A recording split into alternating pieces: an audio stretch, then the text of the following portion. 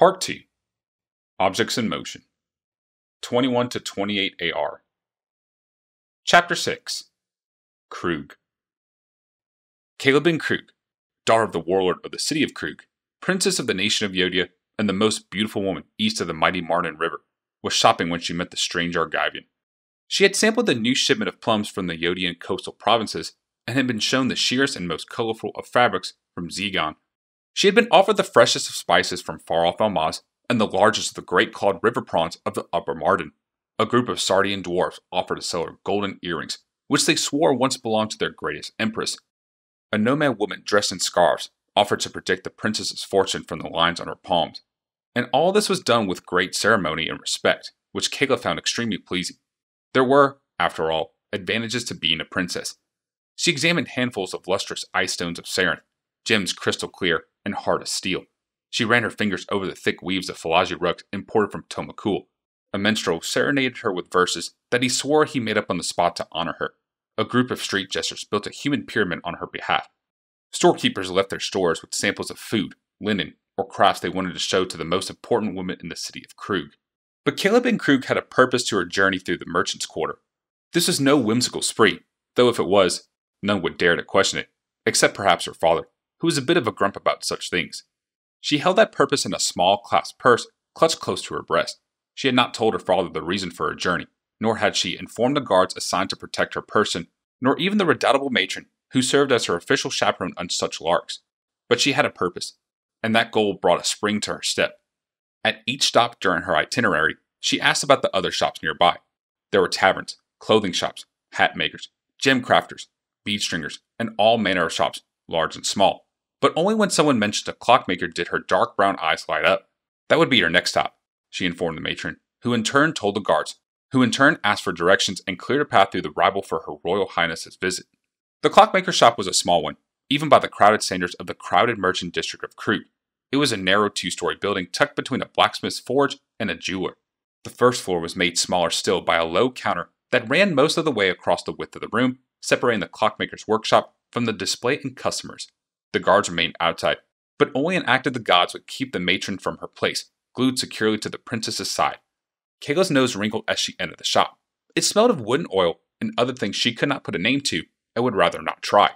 There was a noise, one clock ticking with an amusing distraction. 10 was an irritation, and here there were no fewer than 20 mounted along the right and left walls. Great pendulums swung back and forth in smooth rhythms, while other timepieces chimed softly to indicate the passage of each fleeting instant.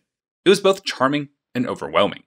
The clockmaker was typical of his breed, well-fed, as her father would say, turning the reference from one concerning another's health to an endorsement of his own farming policies. Actually, this fellow was a bit more than well-fed, verging on stout. He could give the matron a run for her money in the heft department, and Kayla wondered for a moment if all three of them could stand to be in the same building. In addition to being stout, the clockmaker was balding, with gray hair showing at the temples. He wore a set of Argivian spectacles common to those crafts requiring detailed work. He was dressed in an oil-spattered shirt, covered only partially by a heavy leather vest. The vest either belonged to a younger relation or had been purchased when the clockmaker was thinner. "Your most esteemed highness," burbled the clockmaker. Groveling was a typical greeting for the princess in Kroog. Entire workshops and stores came to a screeching halt at her entrance, as the staffs bowed, scraped, and fawned. The clockmaker twittered with the best of them. "I cannot believe how fortunate we are to have your illustrious presence gracing my humble shop," he murmured in a rapid cadence. "I am honored, truly honored." "You make clocks?" she said sweetly, and the clockmaker's eyes lit up as if she had just announced the arrival of the gods. Yes, he said apathetically. "This is the house of Rusko, home of the clocks of Rusko, and we bid you welcome. Is our most radiant majesty interested in a time-keeping mechanism?" "No," said Kayla shortly. Indeed, she could imagine few things more irritating than clocks.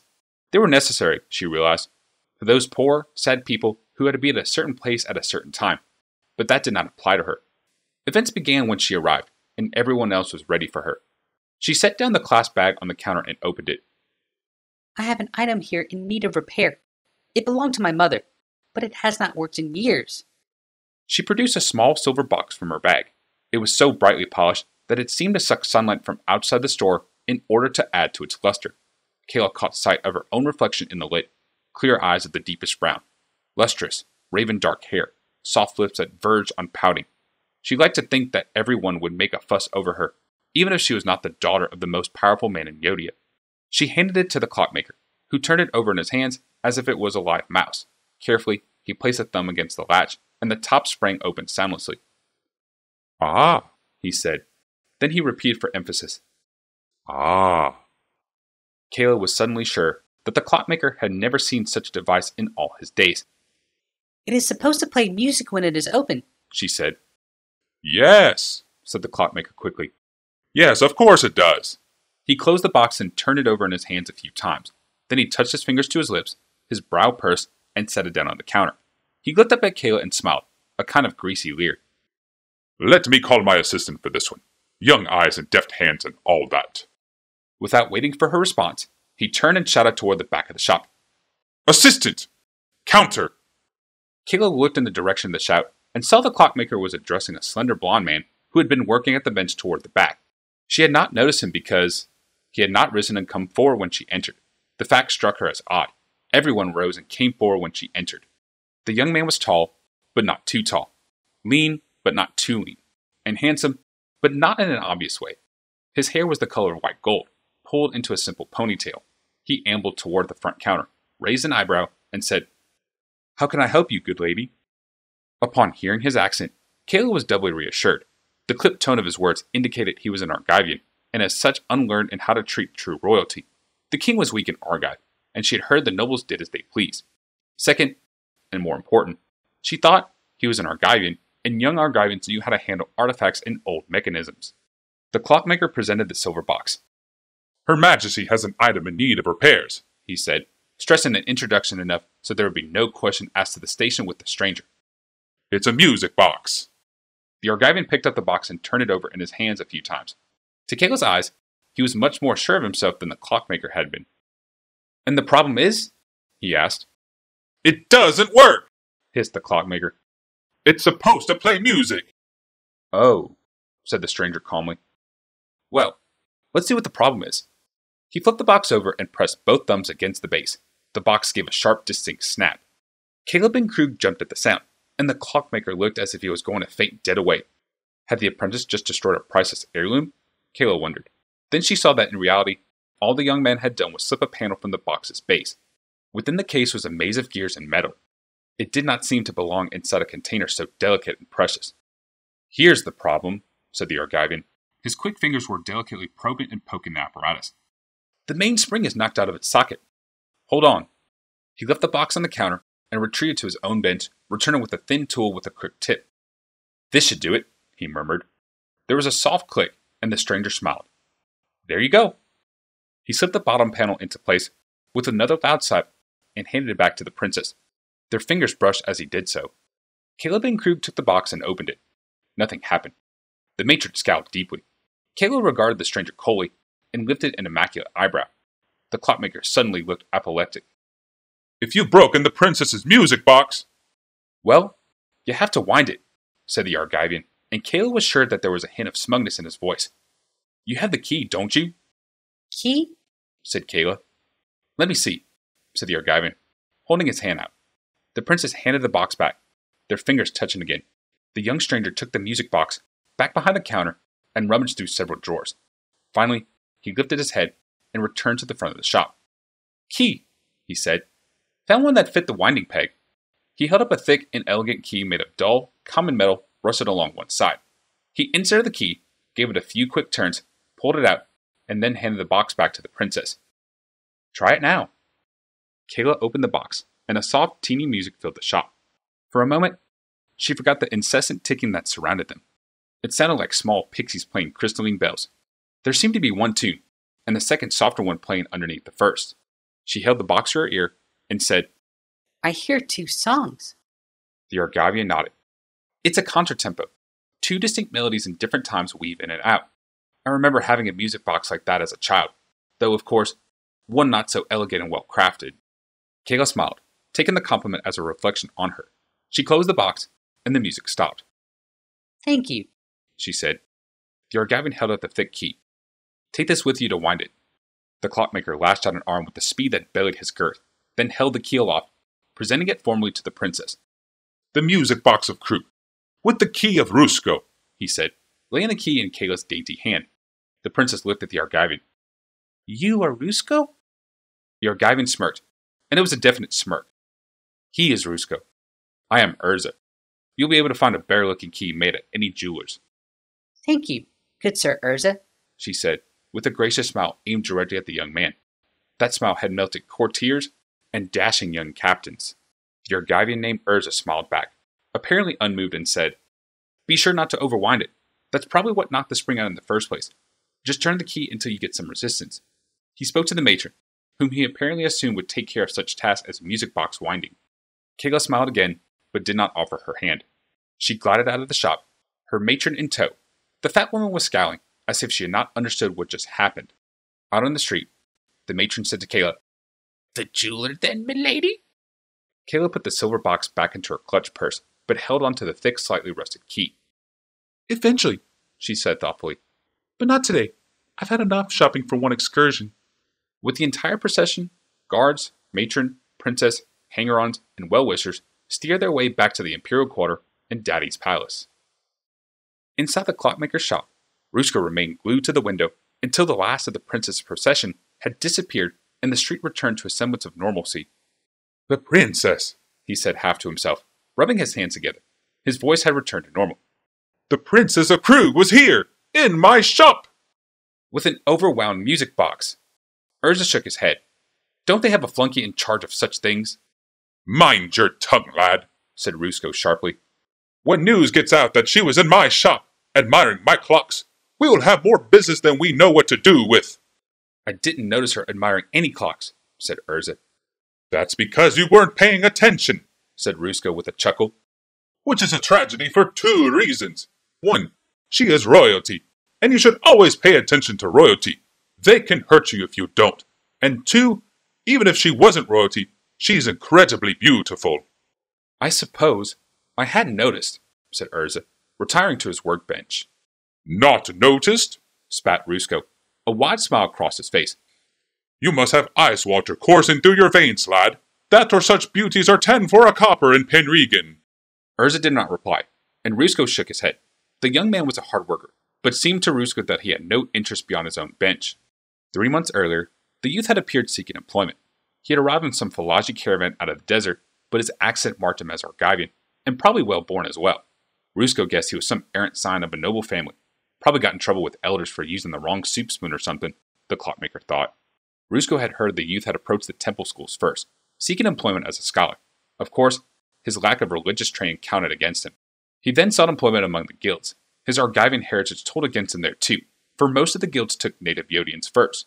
Rusko was a minor member of the Clockmakers and Jewelers Guild, but poised to expand, he always reminded others, and was in need of an extra hand. And the Argivian would work for little more than room and board. Of course, Rusko appreciated the dedicated nature of his new assistant, but he worried that as an Argivian, Urza was missing the finer things in life. A dour and pragmatic people the Argivians were, in Rusko's opinion, and his new assistant confirmed that. "I think she took an interest in you," he said after a moment.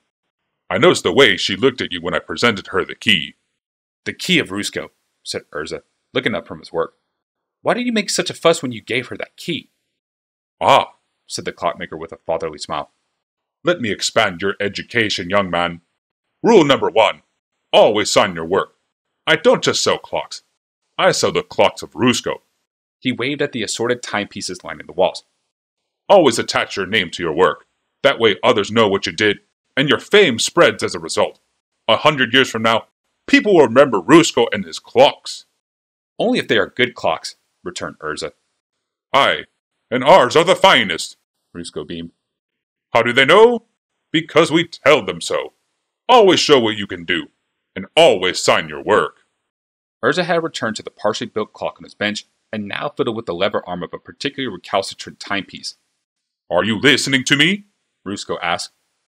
"We tell them," said Urza calmly. "Show what you can do. Sign your work. I am listening to you." He did not look up. 3 months. 3 months the Argivian had been working for him, sleeping in the shops at night, and Rusko still knew almost nothing about him. He had employed an enigma, a hard-working enigma, an enigma nonetheless. Someone needed to show the young man that there was more to life than his work. Rusko sighed. Feeling anyone else suddenly appearing, that person would have to be he, the old clockmaker observed. You Argivians are such dull children, so proper and practical. Why does it hurt to admit that you've just seen a lovely vision? Urza set down the lever arm. Fine. She was pretty. Can I get back to work? It's a lack of gods, said Rusko, holding up both fingers to frame his point. The people of Argive don't worship that much, do they? Once, returned Urza. Not much these days. That's the problem, said Rusko, placing a palm flat against the work table. No gods, no life. You've reduced your God to saying in psalms and parables and dry scriptures. Yodia's gods are alive and well, with an overflowing pantheon and bring more in from the hinterlands. Bok, Mabok, Horiel the Swift, Gaia the Earth Power, Thindar, Rindar, Melan. A god for every occasion, said Urza dryly. Exactly, cried Rusko. Whatever you do, some deity approves of it, or disapproves of it, or has some dire warning about it. It's much more exciting that way. Seems like a waste of energy, said Urza.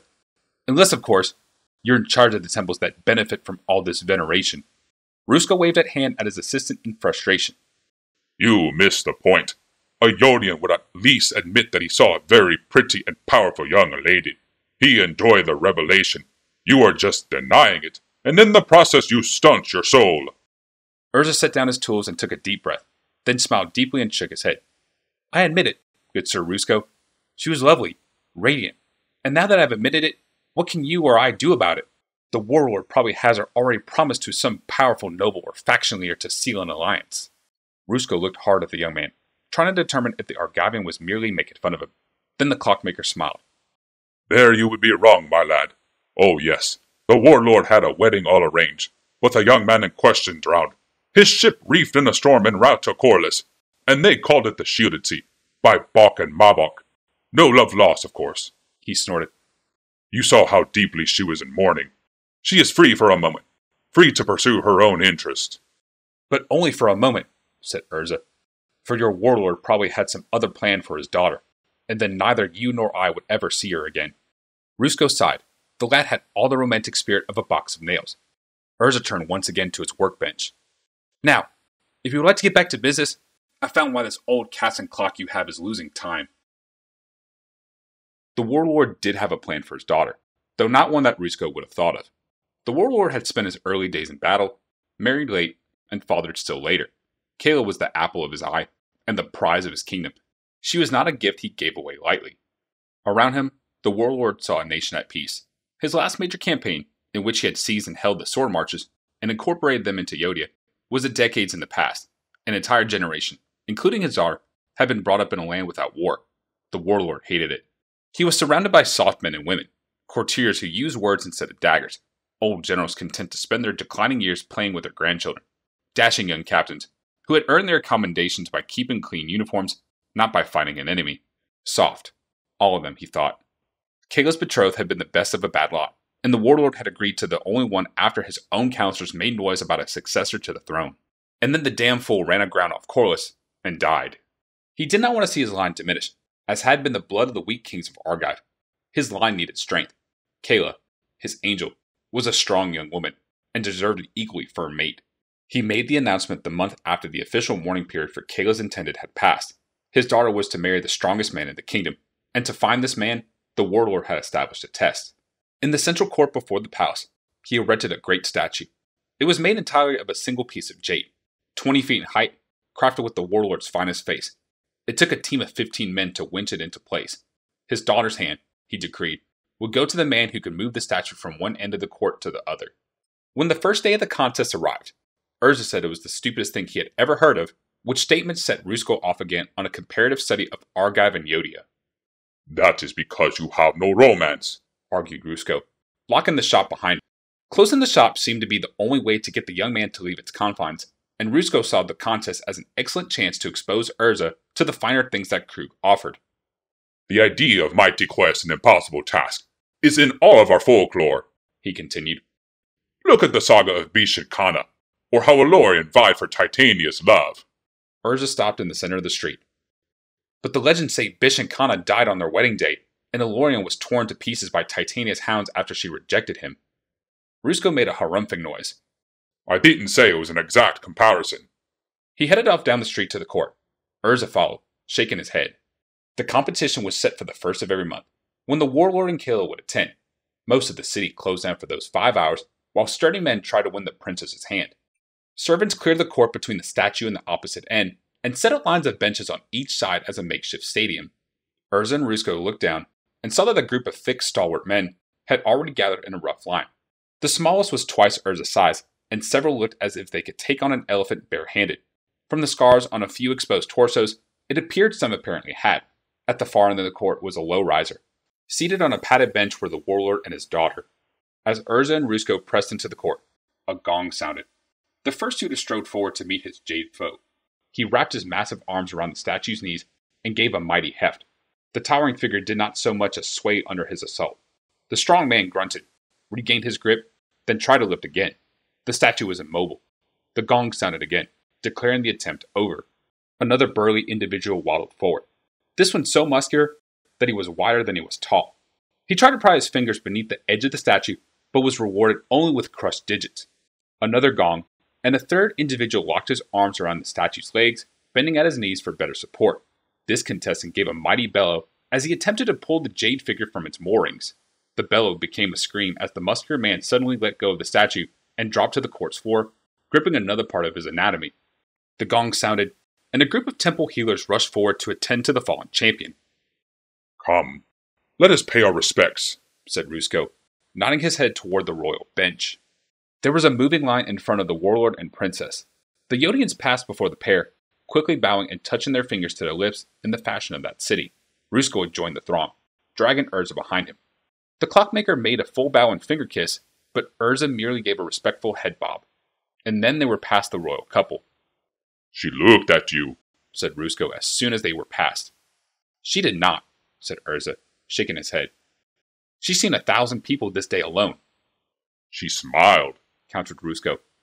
She is a princess, said Urza. Smiling is automatic for such people. Were I she, I would seriously be worried that one of those muscle-bound warriors will actually succeed in lugging the statue around.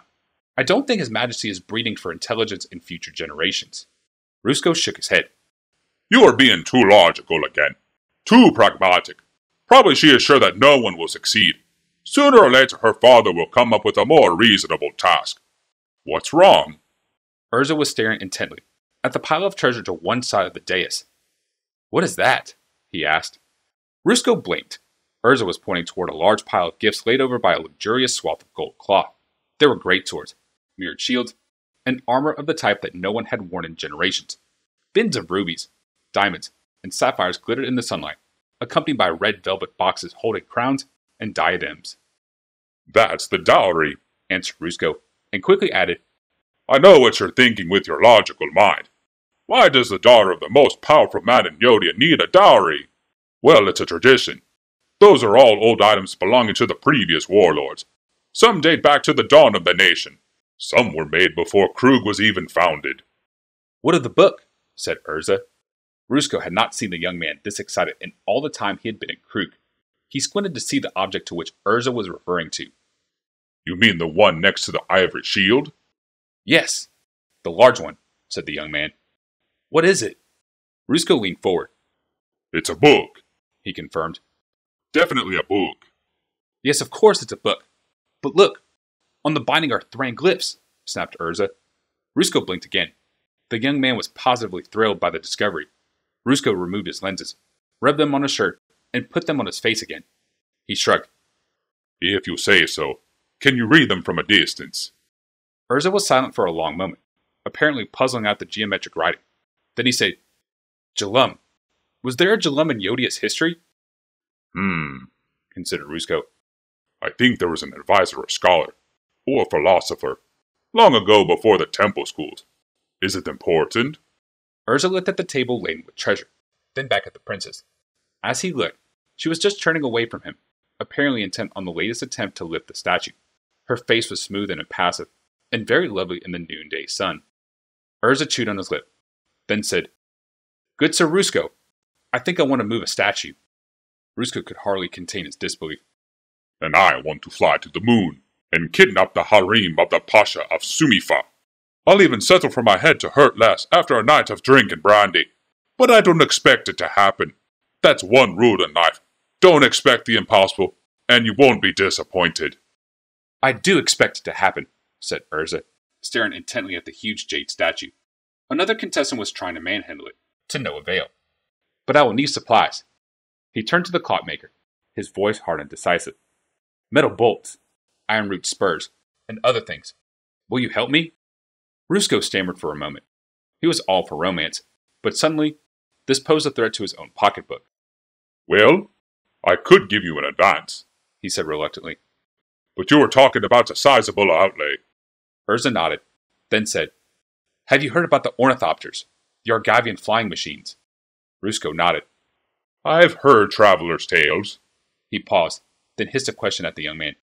You know how they work?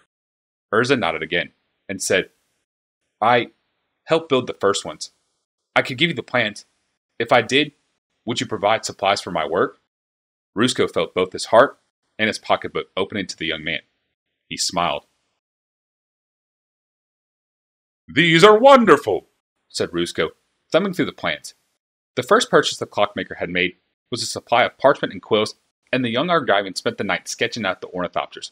First was a general description in neat lettering, then page after page of details, showing how the levers in the pilot's housing functioned, how the wiring operated, of what materials the wings and struts needed to be made, and to what dimensions they had to be machined for perfect performance. Rusko was astounded. All this from the quiet scholar who had been repairing his clocks. A trained ape could build ornithopters from these plans.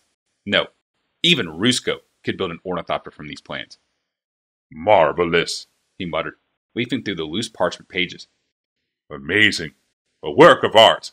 The clockmaker could scarcely contain himself, for the machine practically leapt off the page, fully realized. Urza smiled, but Rusko could not tell if the smile was in response to his compliments or for his current work. They had curtained off the back of the shop, and Urza began constructing a new machine there. Actually, it looked as if he were building a statue of his own to counter the jade one of the warlord. It looked like a beast of curved metal spars, fashioned in the upright form of a man. Its limbs were metal frames, cross-bolted in thick lattice work. Its upper torso was thinner metal and iron root, and it pivoted at the base of the spine. One inelegantly long arm drooped at either side, each looking like that of a gorilla. A roughly hewn helmet, with a faceplate that flipped up or down, served as the head. The face guard was open now, revealing a tangle of cables and gears set around a single dull gem. It suddenly occurred to Rusko that Urza had smiled more in the past few weeks than in all the time the clockmaker had known him. They had not been the polite, for the customer smiles, or smug Argivian scholar smiles, or even put up with old Rusko smiles. The young man seemed more alive as he tinkered with his creation. Rusko had only made one suggestion during the entire process. You've got the knees on backwards, he said. Supposed to be that way, he muttered, not waiting for a reply. He burrowed back into the creature's chest with a spanner. In 2 months, the creation had blossomed from a mixed collection of parts that Rusko had gathered, cadged, or borrowed from other shops into a towering giant. It was vaguely humanoid, and Rusko wondered if it was based on any living creature. It was not a question he wanted answered. Instead, late at night, as Urza was checking connections and splicing wires, he asked another question. Who is Mishra? Urza's rapidly moving fingers almost dropped the splicing tool he was holding. Someone important to you, I assume, continued the clockmaker. Urza stared at Rusko, and for a moment, there was a flicker of coldness on the youth's face. Just for a moment, the quiet, solemn man of the past months was back, and Rusko was afraid he had lost the smiling Urza forever. Then Urza sighed, and the moment passed. He turned back to his machine. How do you know of Mishra? Rusko fought a temptation to laugh. You rarely sleep, Urza, but when you do, you talk. You mention Mishra a lot. And another, Takasia. Tokasia, corrected Urza. Tokasia was my teacher. She's dead now. Said Rusko. And Mishra? My brother, said Urza quietly. He peered more intently into the creature's interior. Alive? I suppose, Urza shrugged. He gazed up with the pretense of working on the wiring and leaned back. I don't know. We parted on less than friendly terms. Ah, said Rusko. There was a lot going on beneath the surface there, and he felt resistance to his questions. And you feel badly about it? He persisted. I wish there was something that could have been done to change things, said Urza.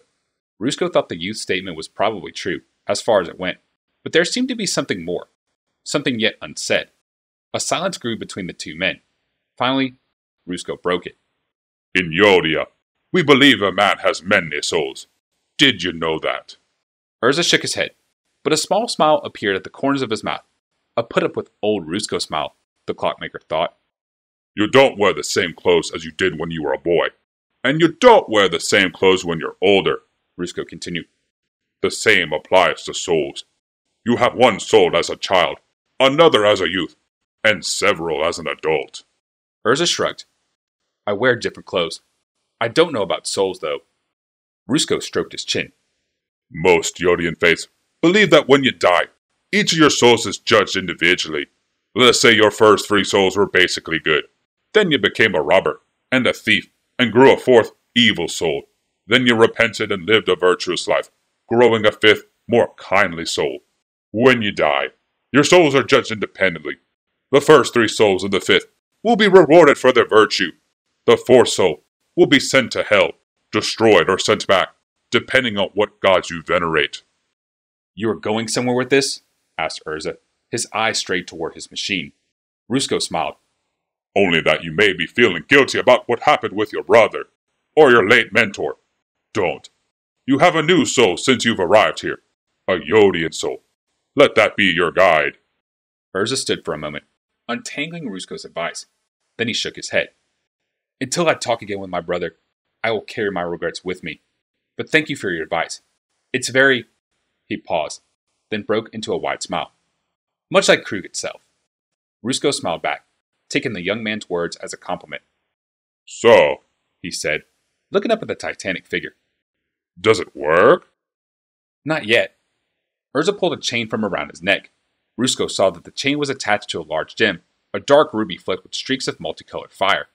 Urza climbed the stepladder until he was level with the great creature's head and pushed the gem inside. Standing on tiptoe, Rusko could see the young man touching the ruby stone to the dead, inert gem in the creature's head. The gem in the creature's head began to glow, slowly, erratically at first, then with a stronger beacon, until it was as strong as the stone Urza held. It radiated with a sapphire light, shot through with sparks of white. It was, thought the clockmaker, like watching someone set a fire by placing a burning stick against another. As the new gem glowed, the creature began to move. It raised one arm, then lowered it, then raised it again. The gears and pulleys at the machine's arms and shoulder whined softly as they moved. Urza lowered the creature's visor. The light of the gem shone through its eye holes. There, said Urza. Now the machine has a new soul as well. It was the 3rd month of competition, and for Kayla, it was proceeding much the same way as the first 2. A cavalcade of horns and gongs sounded. A throng of well-wishers passed before her and her father, though there were fewer with each passing month, she noticed. A gathering of overly muscled warriors waited their turn to attempt the impossible. Again, there were fewer than previously. On the first day of competition, it had all been a great celebration. A month later, at the second trial, it was merely interesting.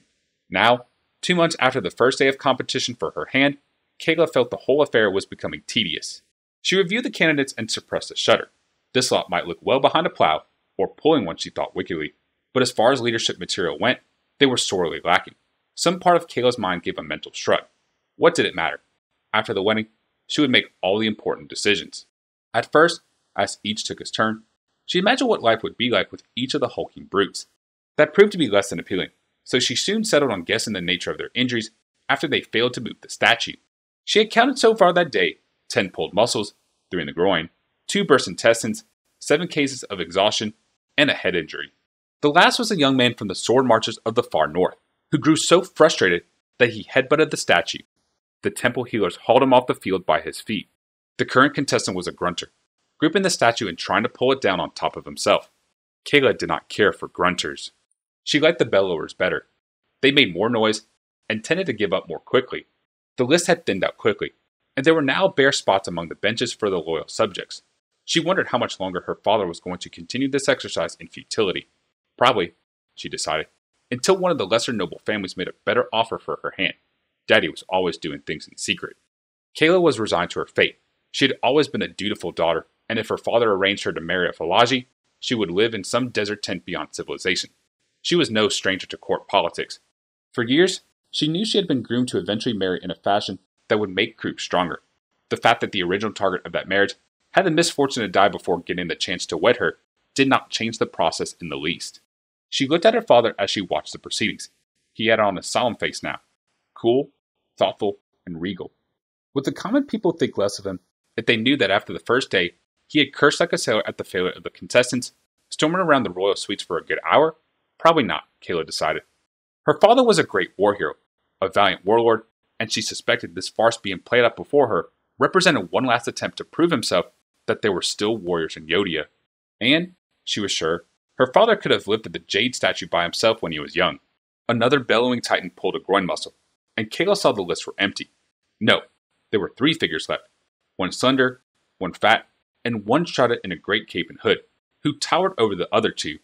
The seneschal walked over to the trio, and there was a quick consultation among the 2 smaller figures and the ruler's advisor. The seneschal moved to the warlord's side and spoke in a low voice. "We have one more candidate," said the seneschal, a quaking, nervous man who both loved and feared his warlord. "but it's a bit unusual." The warlord grunted. The big one? "No, my lord," said the seneschal. "the thin one. He says he can move your statue by the strength of his mind, if you will but permit it." A smile crossed the warlord's face, and Kayla knew that it was not one of his more pleasant expressions. Let him. But tell him the penalty for wasting the warlord's time. The seneschal bowed and retreated. Kayla stared at the newcomers. The slender one was attractive, but it was only in proximity to the fat one that she remembered where she had seen him before. He was the Argivian clockmaker, the stranger with the wry smile and clipped accent. For a fleeting moment, Kayla allowed herself to think about life with this one. The prospect was not totally unpleasant. She also wondered if he could truly move the statue with his mind, or if he would sprain his brain in the process. Kayla's memory spun for a moment.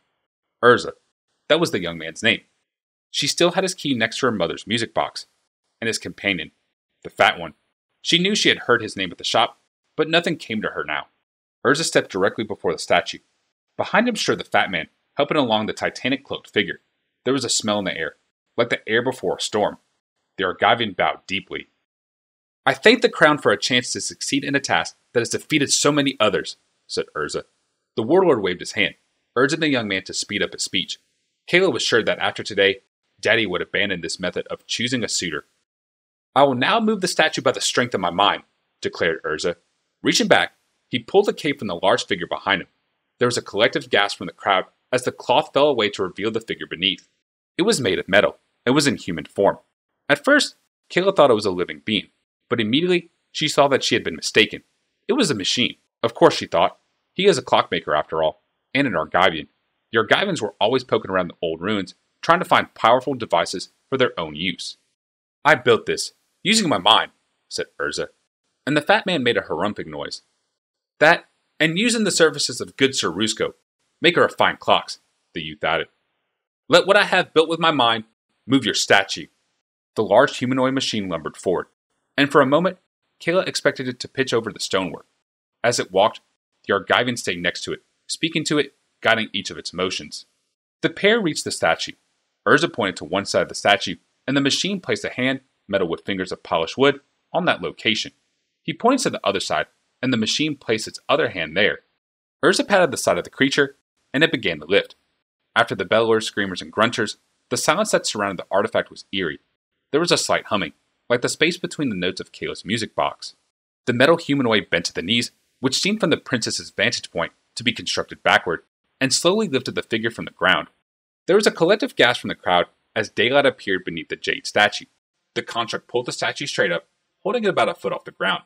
Slowly, the great machine spun on its hips, its spine rotating all the way around, so its knees were pointed forward. Then slowly, the machine started to walk toward the opposite side of the court. It was slow going. The machine could hold the statue, but the courtyard had difficulty supporting both the machine and the statue.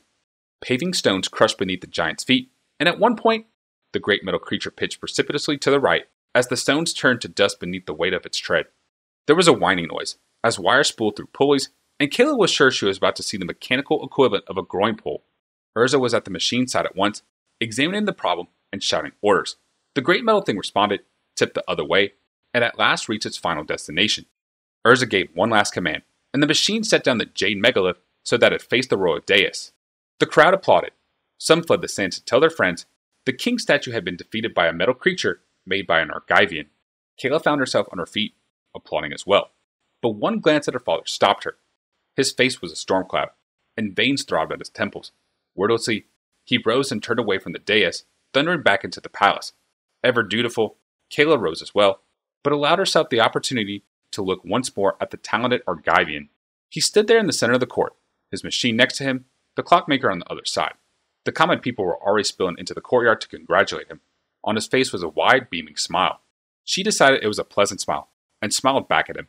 She did not stop to see if he saw her mark of favor, but instead turned and followed her father through the palace doors.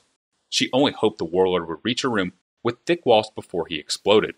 It took 15 minutes for the warlord to stop cursing, and another 15 before he was using coherent sentences.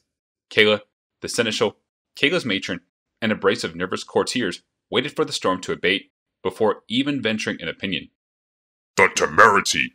He shouted at the rafters. The insult! How dare that... His mouth opened and closed for a moment, until he found the proper word. Weed! That Weed thinks he deserves my daughter's hand in exchange for some parlor trick. Well, said the trembling seneschal, you did say her hand would go to whoever could move the statue. The warlord grunted harshly. And you did allow him to try, said the seneschal, gathering strength as he spoke. He said he would move the statue with his mind. But he didn't, bellowed the warlord. That wind-up machine did all the moving. Well, said the seneschal, your daughter could marry the machine. Kayla stifled a giggle, but the joke prompted another cascade of war camp obscenities from the warlord. The seneschal fled under the assault, and, Kayla thought at the time, out of the discussion entirely. And you, roared the warlord, turning to his daughter. What have you to say of all this? Say? Cried Kayla. She was suddenly indignant at being the target of his yelling. I had no say when you wanted me to marry that hapless mariner. She charged, stalking toward her father. I had no say when you decided to award me to the strongest ox in the kingdom. So now, when someone has finally beaten you at one of your little games, I suddenly have a say? The warlord stared at Kayla, stunned by her outburst. His shoulders sagged with defeat. I just wanted what's best for you, but to have to give you to this foreigner, this Argivian, this Weed. You are the warlord of Kroog, said Kayla coolly. You can do whatever you want. You can banish him if you want. But if you want my opinion, here it is. He has a pleasant face, a good shape, and seems rather bright. I would not mind being his bride. The warlord's brows furrowed, and Kayla wondered which part her father was thinking about. The fact that she would not mind marrying Urza, or the fact he could have the Argivian banished. Behind her came the squeak of the heavy timbered door, and the seneschal poked his head back in. What? Snapped the warlord. Kayla thought the seneschal might evaporate entirely. To her surprise, the nervous bureaucrat stood his ground and managed a convincing mule. A visitor requests an audience, my lord. The Weed? Snarled the warlord. Tell him we have not yet ruled as to the legitimacy of his little trick. Not the seneschal gulped and continued. Argivian. His, sponsor. The warlord looked at Kayla, and the princess nodded vigorously. Her father could bully most of the staff. Perhaps the little clockmaker had a better chance of making Urza's case. At first, it seemed a vain hope. The clockmaker bowed 3 times before reaching the warlord, each bow being a deep, knee-buckling affair that consumed time and further shredded her father's patience. As Rusko rose from the 3rd bow, Kayla walked to his side and helped the overweight merchant to his feet, escorting him to the warlord. Your Grace, and Your Highness, gasped the fat little man. Conqueror of the sword marches, bearer of prosperity, master of our fates. The warlord flapped his hand impatiently, while Kayla wondered if the clockmaker talked that way in real life. I bring 2 messages, said Rusko. The first is from my boon assistant and companion, good Sir Urza, the Argivian. He paused and waited for a response. Go on, snapped the warlord, biting off his words as they were bits of meat. The clockmaker cleared his voice. Sir, Urza says that he understands if you choose to rescind your challenge, though he would be very disappointed in losing the companionship of your lovely daughter. He bowed to Kayla, and the princess returned it with a nod. She wondered if what the clockmaker said about Urza's disappointment was true. Is that it? Asked the warlord, The first message, yes, replied Rusco. and the second? Inquired the warlord. The second is for me, Said the clockmaker. He lowered his voice somewhat. and this is it. He reached into his vest, pulling out a sheaf of papers. He handed them to the seneschal, who in turn handed them to the warlord. The ruler flipped through the pages and grunted. And these are? Lands, my grace, Said Rusco. plans for a flying machine, an Argivian flying machine, designed by the talented young good Sir Urza. The warlord looked at the clockmaker. To the plans, to the clockmaker. Your Argivian knows how to build flying machines? Do they work? The clockmaker bowed deeply. I do not know for certain. 2 months ago, I could not tell you that his mechanical man would work, but it has. The warlord looked through the papers a third time. And the Argivian might have other secrets locked up in his mind, He said, almost to himself. I would presume so, Said Rusco. He is a private man, close to all but those closest to him. Definitely in need of a woman's touch to bring out his best. Again he bowed to Kayla. The warlord grew silent, and Kayla knew he was weighing the alternatives. Finally, he said, Daughter, did you mean it when you said you did not mind marrying this talented weed? Kayla gave a small nod and said, I spoke truly when I say he is the best candidate you have found so far. The ruler gave out a deep sigh and rubbed his eyes, handed the plans back to the fat clockmaker. He spoke. Very well. Then let us go back and congratulate my future son-in-law. The ceremony was ornate, even by Yodian standards. Kroog had more than 30 major temples, and a host of smaller ones with important patrons, and everyone wanted to have a say in the wedding. Kayla tried to count the number of officiating priests, but gave up after the 15th or 16th. It was tediously long. Sermons were read, prayers were chanted, spirits were banished, gods were invoked. More sermons, more prayers. The couple kissed icons. They placed hands on scriptures. They danced around a ceremonial pyre. They were doused with blessed water and drank sanctified wine. They freed a dove and burned a scroll of regrets. They paraded beneath unsheathed blades. They received benedictions, blessings, and well wishes. In deference to Urza's Argivian heritage, each wore a gold circlet on his or her brow, each of the circlets joined by a single silver chain. Kayla could not say at what point during the day she was officially married to Urza, scholar of Argive, new chief artificer of Kroog. All she could say was that by the end of the day, there was no question that she was well and truly married. And through it all, Urza was understanding, not impatient in the way most men were about such things. Daddy was visibly uncomfortable after the 7th responsive reading, nor was the young man visibly bored or apparently making a show of being tolerant. He seemed to be taking mental notes on everything he saw and commenting on nothing.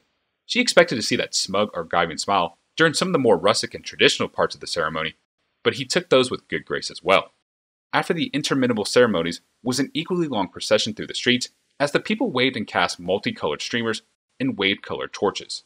And then a long feast of several dozen courses, each course broken by long toasts from anyone who felt he had something good to say about the princess and her surprising, if still generally mysterious, groom.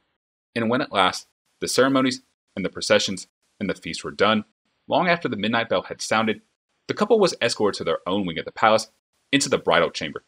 The dowry had been placed there, along with some of the more tasteful gifts of various powerful well-wishers. The bed was made with sheets of almaz silk and dusted with rose petals. Incense burned from a dozen small braziers, and the room was lit with candles.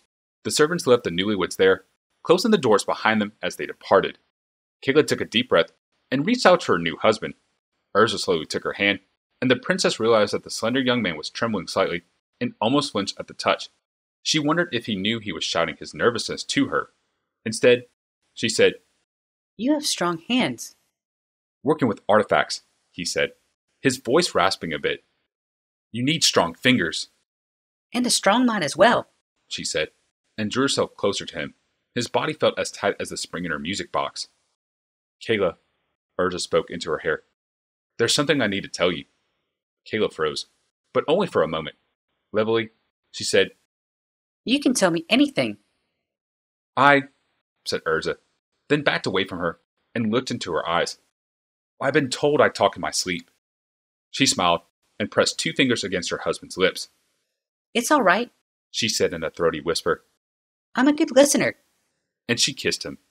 Afterward, Kayla's breathing was long and deep. She slept on her side, nestled against Urza's lanky frame. He touched her brow softly. She squirmed in bed, rolled over, and fell in still deep slumber. Quietly, Urza rose from his wedding bed.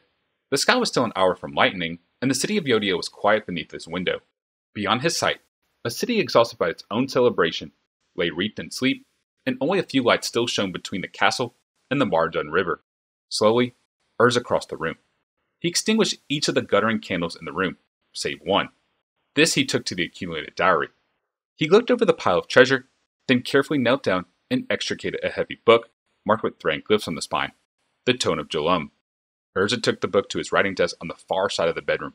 He set the candle in its holder and looked at his new wife, lying in the darkness, for a long time. Then he opened the ancient book and began to read.